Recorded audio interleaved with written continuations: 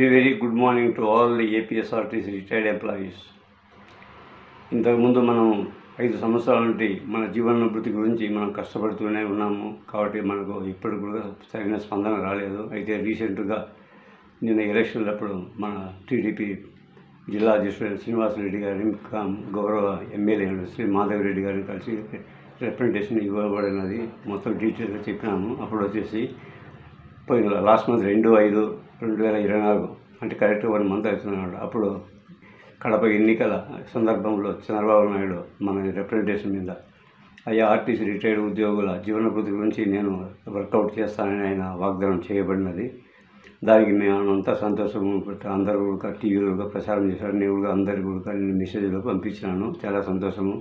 ఆ తర్వాత శ్రీనివాసరెడ్డి సార్ను కూడా నేను కలిసినాను. ఈ విధంగా చెప్తే ఆయన కూడా చాలా సంతోషపడినారు. అంతటితో మనం ఆగకూడదు.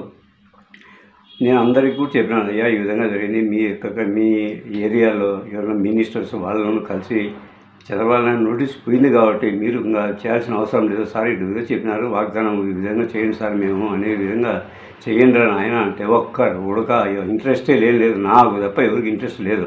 సరే పలానా మీటింగ్ పెట్టి రాండి అంటే వచ్చేదానికి కూడా మనకు బరువు అయితే ఏ విధంగా అయితే అందుకే వాళ్ళు కూడా ఇట్టోళ్ళు ఉంటారని 1000 రూపాయలు పెట్టేసి అహంకారం అందించింది. సోమర్థనం ఉండకూడదు.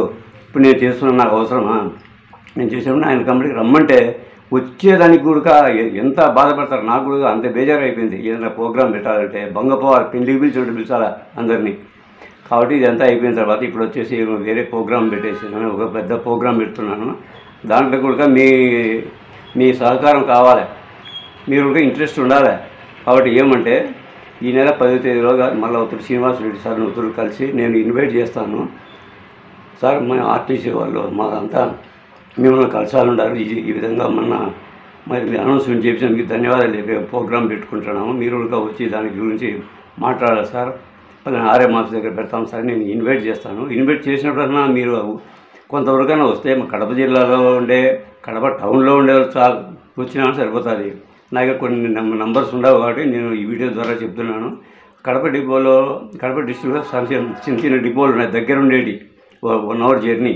వాళ్ళు కూడా రావాలి, వస్తే నా ఆయన కూడా ఏమనుకుంటారు, అదే మంచి బాగా దండిగా వచ్చినారు, బాగా హ్యాపీగా ఉంటుంది. మనం 10 మంది 20 మంది పోతే ఆయన ఏముంది ఇంత అనే విధంగా వస్తారు. కాబట్టి దాని గురించి నేను నిన్న ఫ్లెక్సీ కూడా అందరికీ నేను పంపించినాను. ఆ ఫ్లెక్సీ పెట్టేసి వాళ్ళకు కూడా అయ్యా ఈ విధంగా వాగ్దానం చేసినారు కాబట్టి ముఖ్యమంత్రి గారు వాగ్దానం నిలబెట్టుకోవాలనే విధంగా నేను ఫ్లెక్సీ తయారు చేశాను. ఆ ఫ్లెక్సీ పెట్టేసి వాళ్ళు కూడా మీడియాలో రమ్మని చెప్తాము. ఈయన మినిస్టర్ వాళ్ళు కానీ వస్తే కదా, ఈయన మన ఎమ్మెల్యే కానీ టీడీపీ లీడర్ కానీ వస్తే వాడి మీడియా వాళ్ళు కూడా అంతా మొత్తం దండిగా వస్తారు.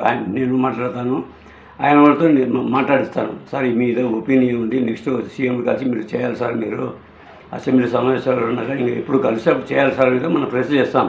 కాబట్టి ఆయన కూడా ఇన్వైట్ చేస్తాను. ఇన్వైట్ చేసి మీరు కూడా అందరూ రావాలని నేను కోరుచున్నాను. మీరు కన్నా రాకుండా ఉంటే కనుక నేను కూడా ఏం చేయలేరు. కాబట్టి దీని గురించి మీరు ఎవరికైతే కడపలో ఉండేవాళ్ళు కానీ నియరెస్ట్ డిపోలో ఉండేవాళ్ళు కానీ సార్ మేము వస్తున్నామని నాకు కామెంట్ పెడితే నేను మీ సంఖ్య చూసి నేను కూడా మూవ్ అయిపోయి ఆయన దగ్గర నేను మాట్లాడడానికి అవకాశం ఉంటుంది.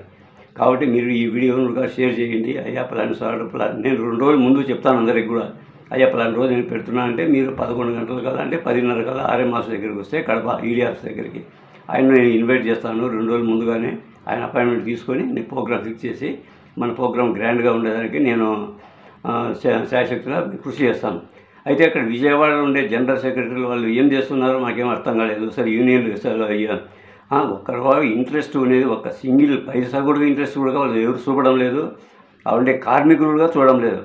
ఎవరైనా కార్మికులు చెప్తారు, అయ్యా మీరు కూడా చేయండి మేము అంటే లేదండి మా ఆయన చెప్తే మేము వింటామండి మా జనరల్ సెక్రటరీ అని వాళ్ళు విజయవాడలో అంటారు. ఏం చేయాలి? కాబట్టి ఇంకా వాళ్ళకన్నా మీ కడపలో ఉండే వాళ్ళమే మేమే చేస్తున్నాం, ఎవరికి కూడా ఆధారపడలేదు. కాబట్టి మా కడప జిల్లాలో ఉండేవాళ్ళు నియరెస్ట్ డిపో వాళ్ళు వస్తే చాలు నాకు. కాబట్టి నేను కూడా అపాయింట్మెంట్ తీసుకుంటాను, మీకు 2 రోజులు ముందుగానే చెప్తాను. కాబట్టి మీరు కూడా అందరూ కూడా వచ్చి ప్రోగ్రామ్ సక్సెస్ చేస్తే నెక్స్ట్ సీఎం నోటీస్ పోతుంది.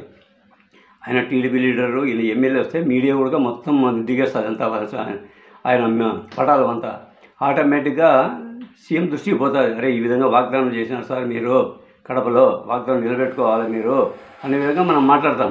ఆయన నోటీస్ పోతుంది, డెఫినెట్గా అదో తెగుతుంది. మనం అందరికీ 6000 మంది ఉండారంతే. ఒకటి 2014 ముందున్నారు 4 కోట్ల బడ్జెట్ అది పెద్ద ఇష్యూ కూడా కాదు. ఆ విధంగా మీడియా ద్వారా మనం చెప్తాము. కాబట్టి అందరూ కూడా మీరు అటెండ్ అయ్యి కావాల్సిన కోరుతున్నాను. ఈ వీడియో కూడా అందరికీ షేర్ చేసి చెప్పండి. 2 రోజుల ముందుగా నేను పేపర్కి ఇస్తాను.